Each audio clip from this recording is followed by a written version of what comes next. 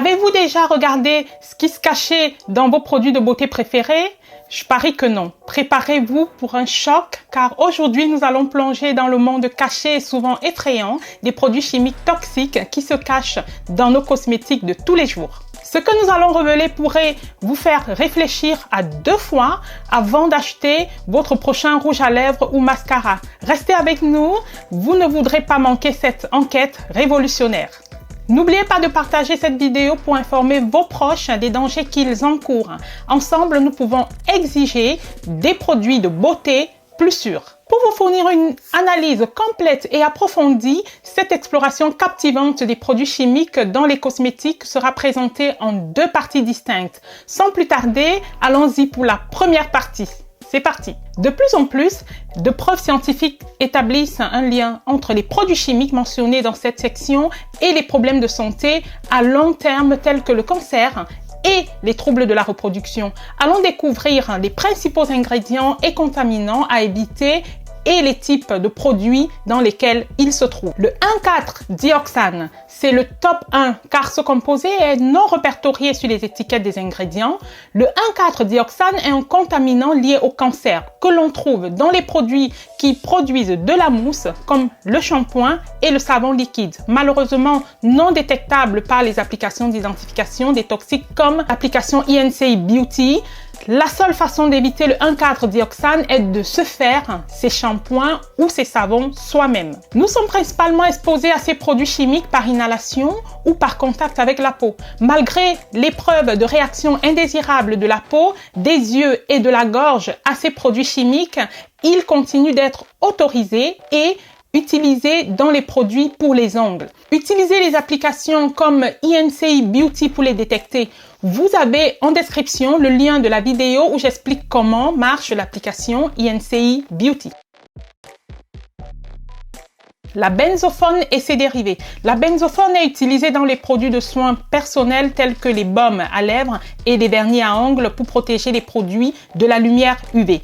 Les dérivés de la benzophone tels que la benzophone 2 en abrégé BP2 et l'oxybenzone 3 en abrégé BP3 sont des ingrédients courants présents sur les étiquettes des écrans solaires. La benzophone est non dégradable et toxique. Les composés butylés, l'hydroxyanisole butylé en abrégé BHA et l'hydroxytoluène butylé en abrégé BHT sont utilisés comme conservateurs dans divers produits de soins personnels. Ces 2 substances chimiques sont également utilisées comme conservateurs dans les aliments. Ces produits chimiques sont liés à plusieurs problèmes de santé, notamment les perturbations du système endocrinien et la toxicité pour les organes. Le noir de carbone. Le noir de carbone est une poudre noire foncée utilisée comme pigment dans les cosmétiques tels que l'eyeliner, le mascara et le rouge à lèvres.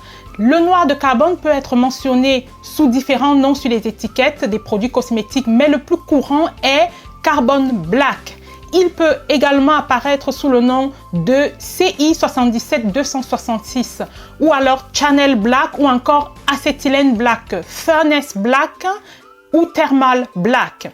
Les lois régissant les cosmétiques et les produits de soins sont si limitées que les produits chimiques cancérigènes connus sont légalement autorisés dans les produits de soins de tous les jours. Le plus répandu est le formaldéhyde et les libérateurs de formaldéhyde, utilisés pour la conservation de plusieurs produits de soins. Ils sont étiquetés sous les termes formaldéhyde, formalin, quaternium 15, DMDMI-dantoïne, imidazolidinyl'uréa ou alors diazolidinyl'uréa. On a aussi sodium hydroxyméthylglycinate, 2-bromo-2-nitropropane, 1,3-diol en abrégé bronopol ou même méthylène glycol ou le formaldéhyde méthanol ou encore par son numéro de casse qui est le 50000. Le goudron de houille. En fait, le goudron de houille est un cancérigène connu dérivé de la combustion du charbon. Il s'agit d'un mélange complexe de certaines molécules dont beaucoup sont des hydrocarbures aromatiques polycycliques.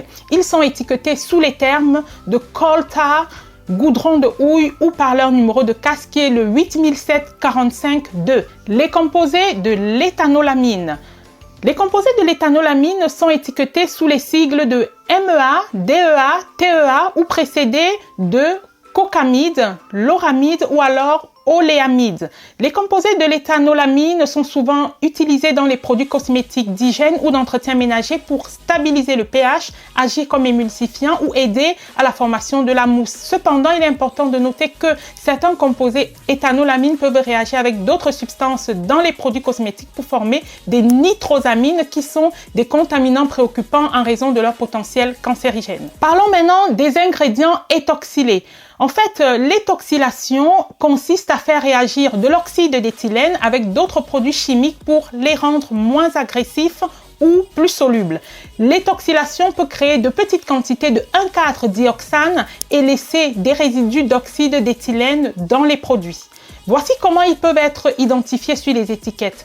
On a le ETH ou oxynol dans le nom de l'ingrédient. Par exemple, le lauryl éther sulfate de sodium, en abrégé sodium laureth sulfate, et une forme éthoxylée du lauryl sulfate de sodium. Les polyéthylène glycol, en abrégé PEG, suivi d'un numéro qui indique le poids moléculaire moyen de la molécule, par exemple PEG 40. On a aussi polysorbate, identifié par le nom polysorbate, suivi d'un numéro, par exemple polysorbate 20.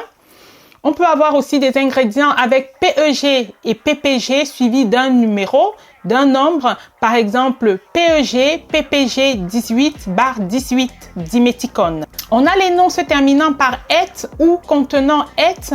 Cela indique habituellement une éthoxylation, comme dans le cétéarète ou alors stéarète ou alors BNet. Les composés éthoxylés peuvent également être identifiés par leur numéro CAS, qui est le 9004 82 4. Parlons maintenant des parfums. De nombreux produits portent la mention parfum sur l'étiquette, mais très peu citent les ingrédients spécifiques qui composent ce parfum. Ce manque d'informations empêche les consommateurs de connaître la liste complète des ingrédients contenus dans leurs produits. Mais sachez que les parfums peuvent être potentiellement toxiques selon les ingrédients qui les composent. Méfiez-vous donc des parfums. Une autre catégorie est l'homosalate. L'homosalate est un produit chimique largement utilisé dans les écrans solaires et les produits de soins de la peau avec SPF pour absorber les UV ou stabiliser le produit. L'homosalate est un perturbateur endocrinien potentiel et des études sur les cellules suggèrent qu'il peut avoir un impact sur les hormones. Outre les problèmes de santé directs liés à l'exposition à l'homosalate, ce produit chimique peut également favoriser l'absorption des pesticides dans l'organisme. Il est étiqueté sous le nom homosalate ou avec son numéro de CAS qui est le 118 56 9. L'hydroquinone, oui, le fameux hydroquinone. En fait, l'hydroquinone est le plus souvent utilisé dans les produits éclaircissants pour la peau, produit fortement commercialisé auprès des femmes de couleur. L'hydroquinone est relié au cancer de la peau et à la toxicité pour certains organes. Sa réglementation varie selon les pays. Aux États-Unis et en Afrique, par exemple, elle est disponible en vente libre et peut même être prescrite. Dans l'Union européenne, son utilisation dans les cosmétiques est interdite. Parlons du plomb et d'autres métaux lourds. En fait, les métaux lourds tels que le plomb, l'arsenic, le mercure, l'aluminium, le zinc, le chrome et le fer sont présents dans une grande variété de produits de soins, notamment les rouges à lèvres, le dentifrice, des eyeliners ou même des vernis à ongles. La méthylisothiazolinone, en abrégé MIT, et la méthylchloroisothiazolinone, en abrégé CMIT, sont peut-être difficiles à prononcer, oui, mais elles peuvent être encore plus nocives pour l'organisme. Ces conservateurs courants sont présents dans de nombreux produits d'hygiène corporelle liquides et ont été associés à la toxicité pulmonaire, à des réactions allergiques et une neurotoxicité possible. Parlons du mica. Alors le mica est une poussière minérale naturellement brillant, souvent utilisé dans les fonds de teint comme charge dans les ciments et même dans les matériaux d'isolation de câbles électriques. Il faut savoir que le mica est souvent listé simplement sous le terme de mica sur les étiquettes des produits cosmétiques ou par son numéro CI 77019 ou encore par son numéro de CAS qui est le 12001 26 2. Il peut être très irritant pour la peau ou provoquer des allergies. Parlons des dissolvants de vernis à ongles. En fait, l'acétone isopropylique ou alors la méthyléthylacétone et encore la N-méthylpyrrolidone sont couramment utilisés comme solvants dans les dissolvants de vernis à ongles. Il est prouvé que ces produits chimiques peuvent avoir des effets néfastes sur la reproduction et la toxicité pour les organes. Ils constituent une grave préoccupation pour les travailleurs des salons de coiffure ou même de manicure et également chez la femme enceinte. Les nanomatériaux. Les nanoparticules insolubles présentes dans les produits cosmétiques sont essentiellement utilisés comme filtre UV ou comme conservateur. Les nanoparticules modifient les propriétés des produits cosmétiques, notamment la couleur, la transparence, la solubilité et la réactivité chimique. L'étiquetage des nanoparticules dans les produits cosmétiques dépend fortement de la réglementation spécifique de chaque pays ou de chaque région. En Union européenne, la réglementation exige que tout ingrédient sous forme de nanoparticules dans les cosmétiques soit clairement indiqué sur l'étiquette. Cela se fait généralement en ajoutant le mot nano en parenthèse après le nom de l'ingrédient concerné. Aux États-Unis et d'autres régions, par exemple, cela n'est pas obligatoire et pourtant ils peuvent représenter des risques potentiels de toxicité. Les nitrosamines. Les nitrosamines sont des impuretés qui peuvent apparaître dans un large éventail d'ingrédients cosmétiques, y compris la diéthanolamine, en abrégé DEA, et la triéthanolamine, en abrégé TEA. Les nitrosamines ne sont généralement pas listées individuellement sur les étiquettes de produits cosmétiques, tout comme le 1,4-dioxane, car elles sont considérées comme des contaminants plutôt que des ingrédients intentionnellement ajoutés. Ils sont classés comme des substances potentiellement cancérigènes. Nous arrivons au terme de cette première partie. Vous avez été choqués par les révélations de cette partie. Croyez-moi, ce n'est que la pointe de l'iceberg.